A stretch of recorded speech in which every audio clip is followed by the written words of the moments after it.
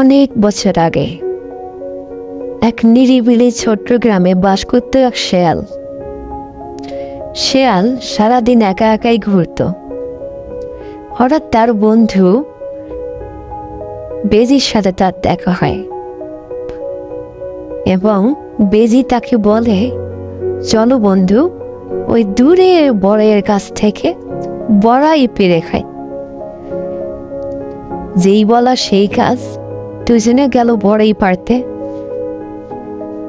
শিয়াল মশাই ভীষণ চালাক,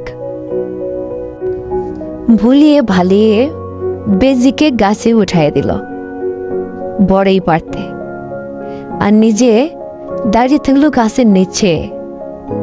বেজিকে বলল, তুমি গাছ থেকে বড়াই পারো, পরে দুজন একসঙ্গে খাবো।